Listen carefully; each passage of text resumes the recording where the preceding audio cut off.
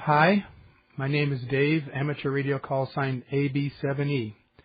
I've been wanting to build an antenna for the ham radio satellites that operate in the vicinity of 435 megahertz for either uplink or downlink, but I don't have a proper tracking system for pointing a Yagi at the satellite as it passes overhead.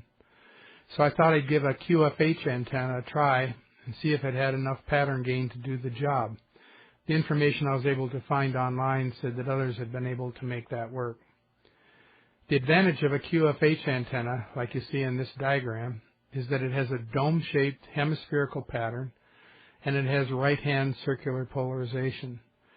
Some satellites use circular polarization on their end, but even for the satellites that have linearly polarized antennas, the circular polarization on this end helps to deal with whatever wobble that satellite might have.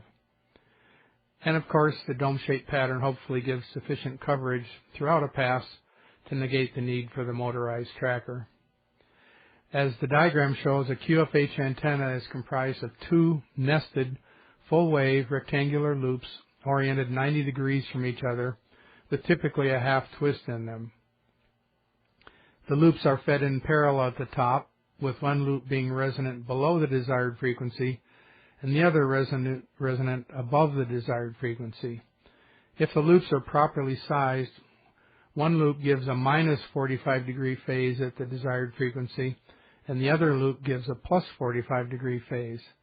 The combination cancels out at the feed point but leaves the two loops out of phase with each other by 90 degrees to give the desired circular polarization. I think it's pretty clever, and it avoids the need for a phasing line. Since the loops are fed at the top, right-hand circular polarization actually means that the spiral should twist to the left as it goes from bottom to top. The gain really is in the direction of the feed at the top, even if the antenna was in free space. I think it's a pretty cool design. The dimensions in this diagram are apparently for 144 megahertz, and I only show it because it was the clearest image I could find. I prefer to use the design calculator at the website shown here for the specific dimensions for any particular frequency, and I've also included that link in the text below the video. As you'll see, I really don't like the construction configuration shown in this diagram anyway, although most people do use it for a QFH antenna. I just think it isn't very determinate dimensionally, and I've seen some pictures of some really haywire versions built that way. This next image shows the calculated elevation patterns for a QFH antenna that's designed for 435 megahertz but used at several other frequencies, and I did it ranging from 420 megahertz to 450 megahertz. Remember that this represents a slice of the dome-shaped pattern. It looks like this in all horizontal directions. I don't really believe that we would actually experience all of those sharp peaks and notches at the lower elevations. Nature and construction variabilities would tend to smooth that out to more of an average curve.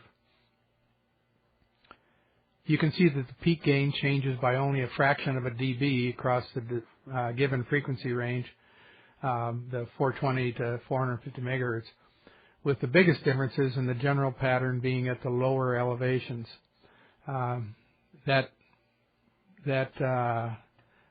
forgiving design is probably why a sloppily built QFH antenna still works pretty well for receive. Of course, it'd be a different story for transmit, where SWR would become a factor. Based upon these limited samples, the calculations you see here, it looks to me like the design is more forgiving below the design frequency than above it. So if you're going to have some construction error, maybe make it on the long side. Theoretically, a perfect hemisphere would have a pattern gain of 3 dBi. That's 3 decibels over isotropic. The peaks in these plots are more like 4 dBi, a little bit above that, with the difference coming at the expense of the low-angle pattern. Still, I think a reasonable satellite pass should probably be readable through most of the pass, and hopefully we'll eventually find out. If you're using the QFH for transmit, of course, you can likely make up the difference in that pattern gain near the horizon with just a bit higher power. The difference isn't really very large. The rest of this video shows my attempt to design and build a QFH antenna for 435 megahertz, and I'll show the results I got from that. Some time ago I made a QFH antenna, or tried to make one. I used the standard technique where you just have some spreaders and bring the wire up through those spreaders. It didn't turn out very well. It was not even close to being on frequency. So I decided to try to come up with a scheme that would make for a more precise dimensionally form for the antenna, so that it would be foolproof, something apparently I need. So I came up with this spiral technique. This is 3D printed. There are other 3D printed scaffolds for QFH antennas out there. A lot of them suffer from the fact that they leave just a small, skinny spiral that doesn't 3D print very well, because it's just too springy by the time you get up to this height, and sometimes the 3D print glitches. Had that happen myself, so I came up with this that has a central column to hold everything in place, and it's turned out to be much more reliable for the 3D printing. I don't know if you can see it, but there are holes on each of these spiral arms. They're sized for common number 12 wire, which I just got from a set of, or a piece of Romex cable like you use for house wiring. And the way I use these is let's see, this one goes here, and that goes there. Oops.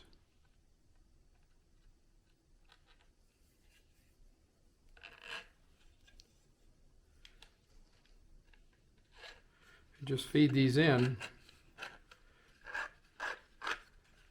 By the way, I filed off the ends of the wires because the sharp edges, there's not much tolerance in these holes, and by rounding this off, it made it a lot easier to feed. You notice I left the insulation on one of these wires because they cross, and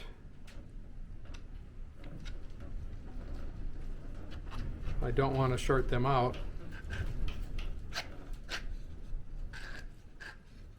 Now, before I get this all the way in, forming this can be a little tricky. You want a nice sharp edge, and it has to be the right dimensions. One of these loops is smaller than the other, so I made a little forming tool, and all I did was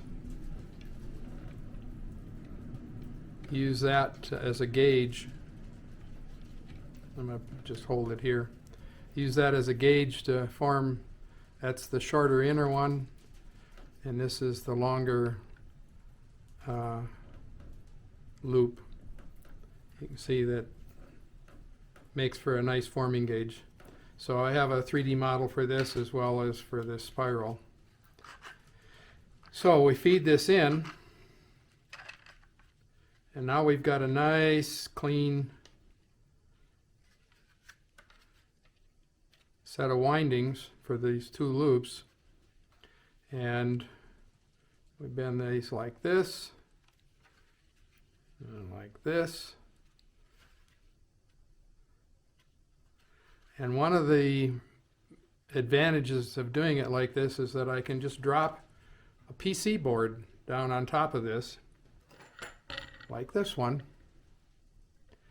and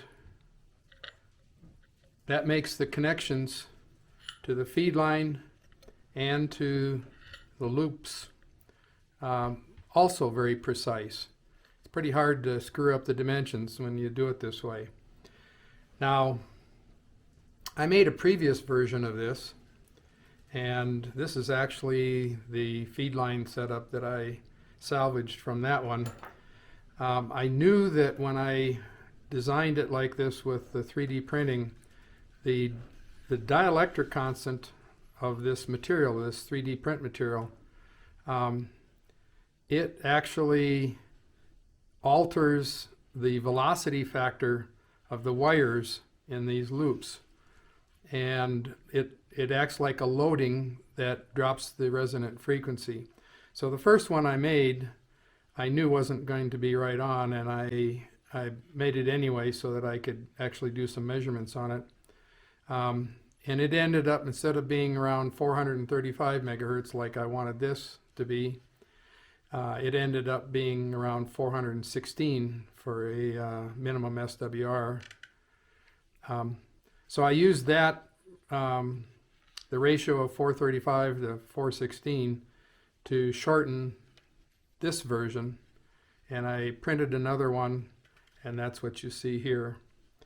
And I had reclaimed the feed coax. A lot of people use a thinner coax and wind it to get a choke balun effect, because this coax is unbalanced and the loops of the antenna are balanced. So you need something to kill the common mode currents that would otherwise come down and change the performance of the antenna. I don't like the coiled loop. Nobody really knows what they're getting when they do that because of the combination of the inductance of the loops and the parasitic capacitance between the turns. Probably the best way to make a common mode choke is to slide some ferrite beads on here. And that works, but you need several beads to get much impedance, much blocking impedance. Probably type 43 is the best ferrite to use because it's lossy at 435 megahertz. It actually doesn't make inductors. It makes I've measured them. They're above the series resonance of the ferrite, and it actually ends up being capacitive. But it does also have a lot of resistance. And I figured up that some type 43 cores on top of here, I needed maybe 4 or 5 of them to get a reasonable impedance, something up around 400 or 500 ohms for blocking the common mode current. But another scheme is what you see here. This is a coaxial, quarter wave coaxial balun. And the way it works is it works on the principle that a quarter wave transmission line shorted at one end has a very high impedance at the other end. So I exposed the shield of this particular, this is actually some hardline, and I exposed the shield of that, soldered it here, but underneath this coaxial braid is the same insulation that you see here, the same jacket. So the combination of the shield of the coax itself, the jacket of the coax, and this braid forms a transmission line that shorted here gives me a very high impedance here for any common mode current that would otherwise want to come down this shield here. So I'll tape this back up. As I said, I salvaged this from my first attempt at making this one, the one that was 416 megahertz. So I'm going to drop this down through here. Got to squeeze it past the turns at the bottom.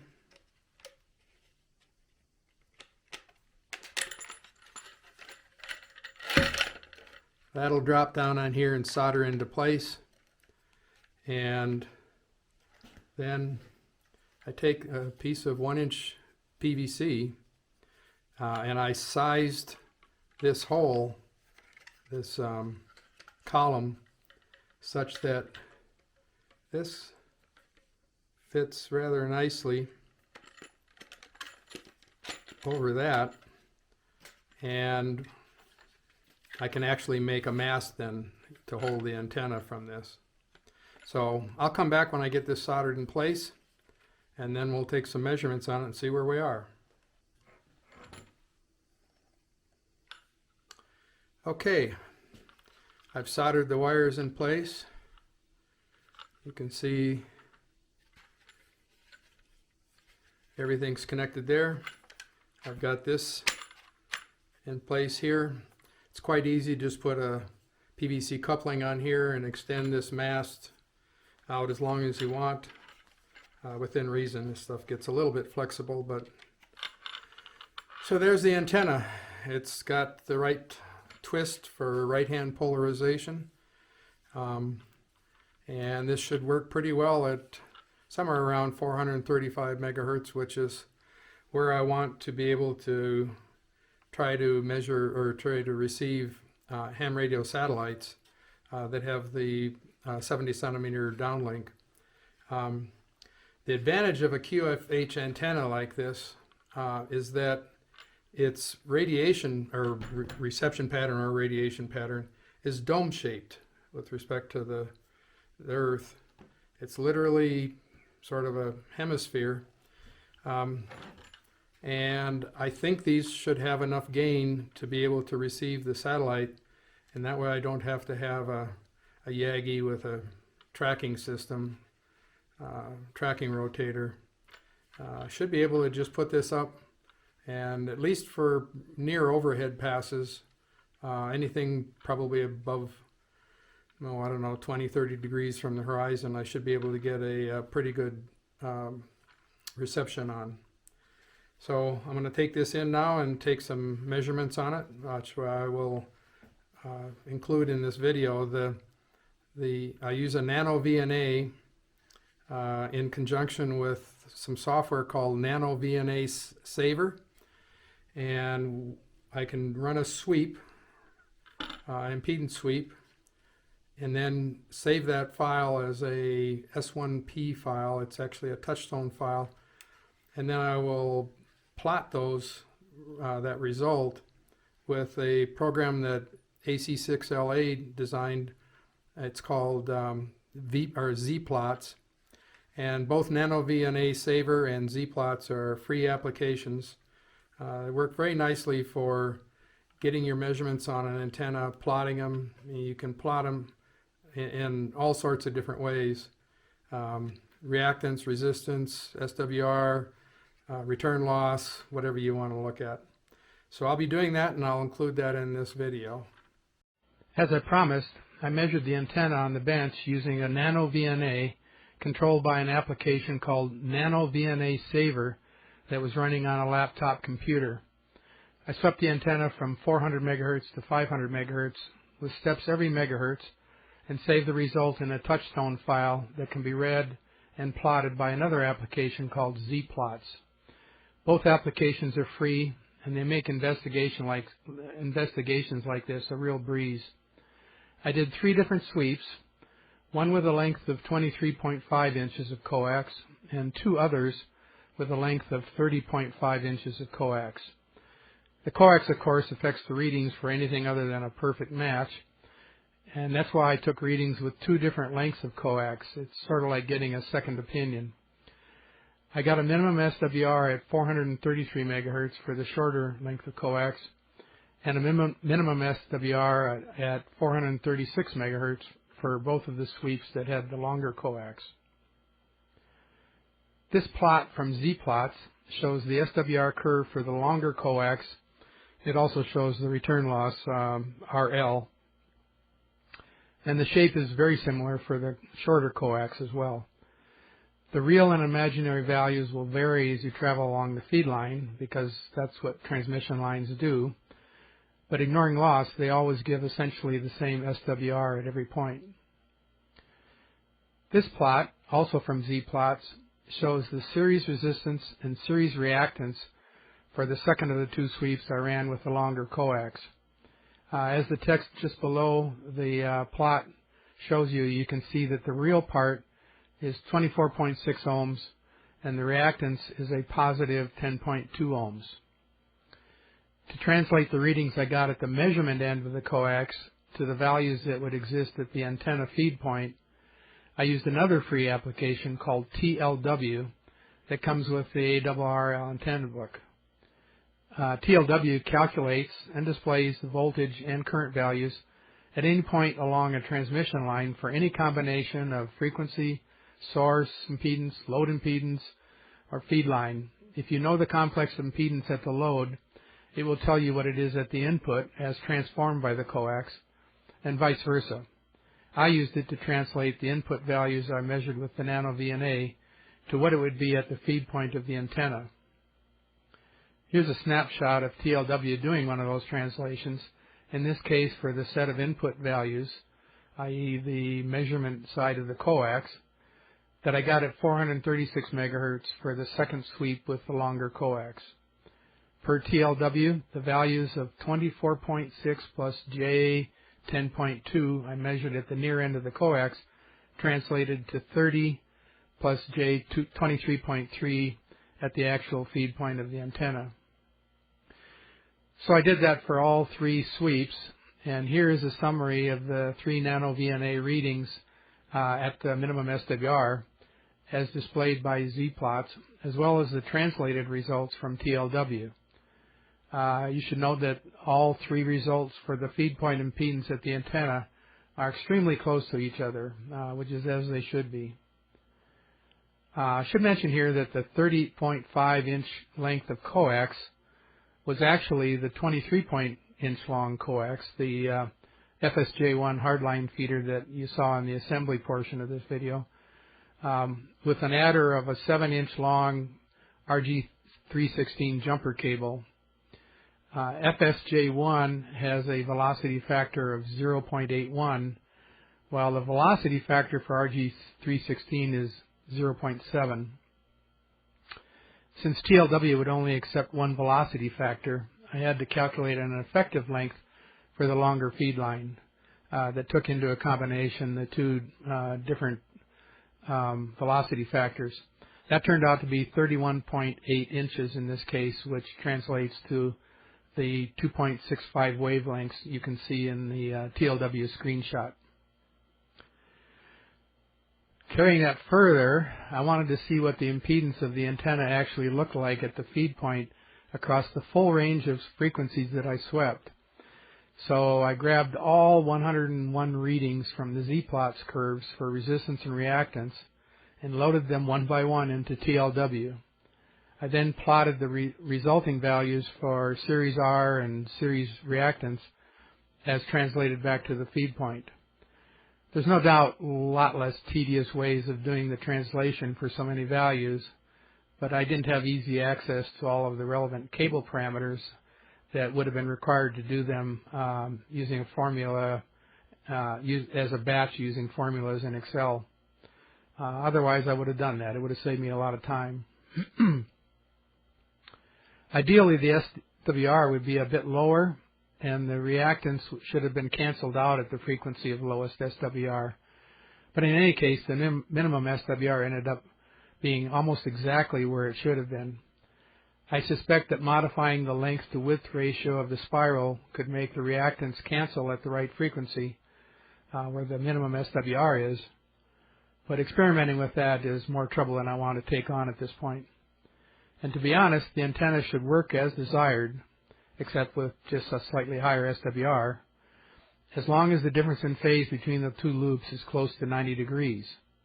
And that could still be the case here, even though the reactance doesn't cancel to zero at minimum SWR. For example, at the SWR minimum, one loop might have a plus 60 degree phase, and the other loop a minus 30 degree phase. The difference would still be 90 degrees, even though the net was plus 30. If I had a 500 megahertz two-channel oscilloscope, I could put two pickup loops in each. I could put a pickup loop in each of the antenna loops and compare the phase of the currents, but unfortunately I don't have one of those. They run lots of money. Well, it's time to put the antenna on the roof and see what I can hear with it. I used an application called gPredict, as well as a couple of websites, to find out when various satellites would be passing over or near my location here in southern Arizona. I was particularly looking for ham radio satellites, but anything with a beacon around 436 megahertz was fair game for trying out the antenna. Over the course of a handful of days, I managed to hear several satellites, although to be honest, there are a lot of satellites classified as ham radio that are old, and apparently they're essentially inactive. I wasted a lot of time chasing stuff that I never heard, even during a directly overhead pass.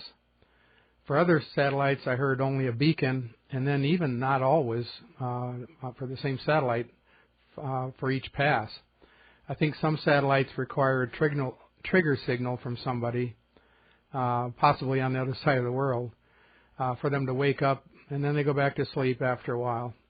And I suspect that some satellites only transmit during daylight when their solar panels are working. So if I'm trying to hear it at night, it's just not working. If you go to amsat.org/status, that website collects reception reports from active hams around the world, so you can see what everyone is or is not hearing on a pretty real-time basis. I was really surprised to hear several CubeSat satellites. These are very small satellites, typically some student or club science experiment that hitched a ride on a rocket with a larger commercial payload. The thing about the CubeSats is that they only transmit with a power output of about 100 milliwatts, some even less. And yet I was able to hear several of them with signal-to-noise ratios often in the range of 10 to 15 dB. I thought that was pretty impressive. And the International Space Station has an amateur radio FM repeater on board. It has a transmit power of 25 watts. That signal turns out to be really easy to hear with this QFH antenna. Interestingly enough, I stumbled across that 1 weak satellite signal that I show there that kept sending HI plus another little bit of text. It did that every 30 seconds or so in Morse code. The only satellite I could find that had a beacon like that was a Japanese satellite that burned up in the atmosphere 12 years ago. The signal I heard had obvious Doppler drift, so it was definitely a satellite signal, but I don't know from what. Maybe there's another Japanese satellite up there that does that. Anyway, I thought that was kind of curious. Although my roof is essentially flat, my temporary antenna stand that I was just using here, it doesn't put the antenna as high as it needs to be to completely clear some of the parapets on the roof.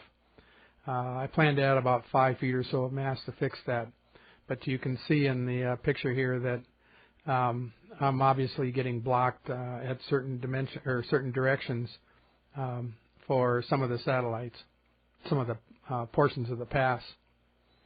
I also have a tall mountain range immediately to the west and partly southwest of me. And of course there's also the lesser mountain range to the east that you can see in the background of that other picture. In spite of those limitations, I was pretty pleased with the performance of the antenna. I heard several of the satellites throughout their listed coverage area, so I think the hemispherical pattern was achieved, and the signal strengths were better than I anticipated. Also, which I think is interesting, is remember that as I built it, this QFH antenna can handle significant transmit power, and therefore it can be used for the uplink on satellites that have a 435 megahertz uplink. Well, with that, thanks for watching if you made it this far. The STL files for the 3D printed spiral and the wire bending form will be on Prusa's printables.com website as soon as I get the chance to upload them. The rest of this video is comprised of some screen captures of the signals I received with the QFH antenna. In case you're interested in actually hearing them, you can use the settings gear icon at the bottom of the video to speed it up. This video has already gotten pretty long. Toward the end of the video, where the signals are, take special note of VE3NEA calling CQ on CW Morse code via the RS-44 satellite. He's located in Ontario, Canada, and that's about 3,000 kilometers from me. Pretty impressive to me that you can work that far a distance with a relatively low orbit satellite. So thanks again. Thanks for watching. Hope you found some of this interesting.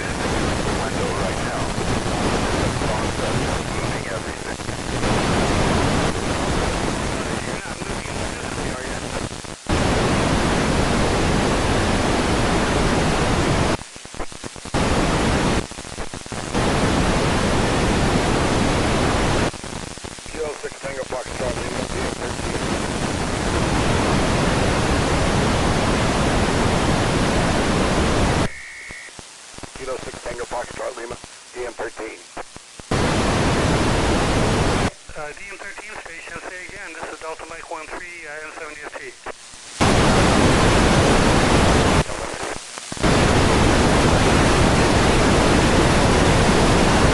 I copy Kilo Foxtrot, then you broke up on your Delta Mike 13. Say again your call, sir?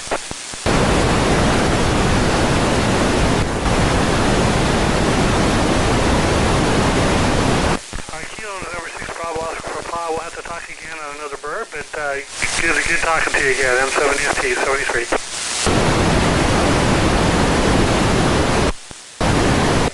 November 6 Taylor, November 6 Frank Taylor, November 7 Uniform Foxtrot Tango. You out there, Frank?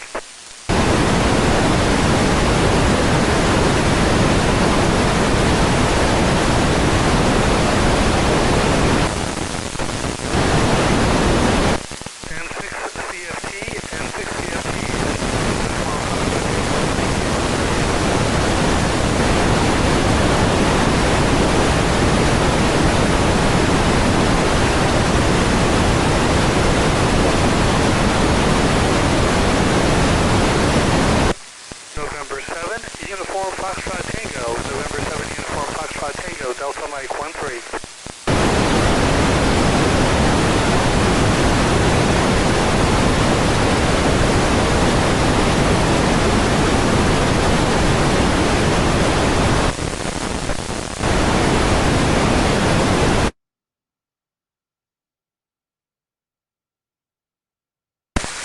November 7, Uniform Foxtrot Tango, Delta Mike 13, last call.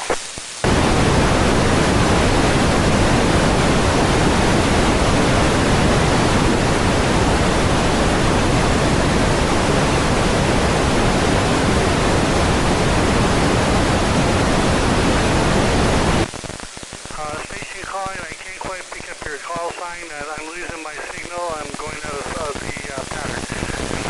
Good night.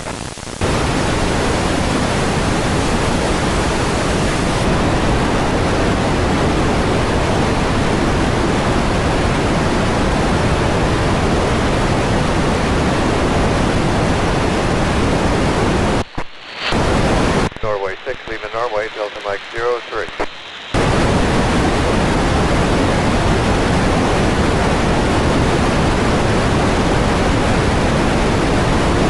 Norway 6, leaving Norway, Delta Mike 03. 6 from Alpha, Delta Mike 0. QRZ.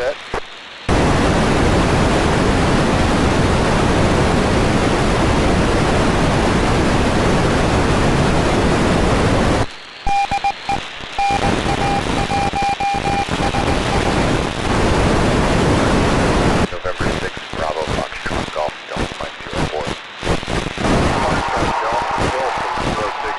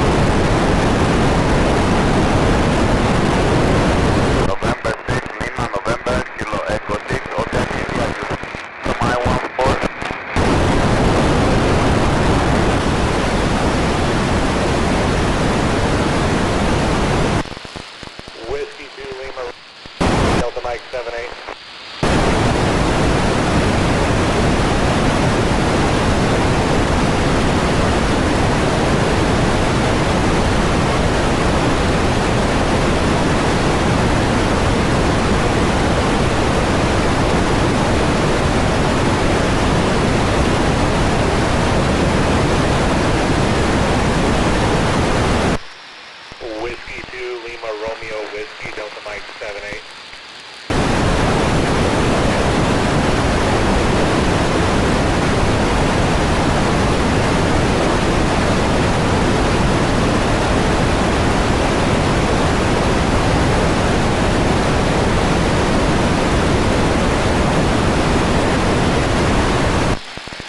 Whiskey 2 Lima Romeo Whiskey Delta Mike 78.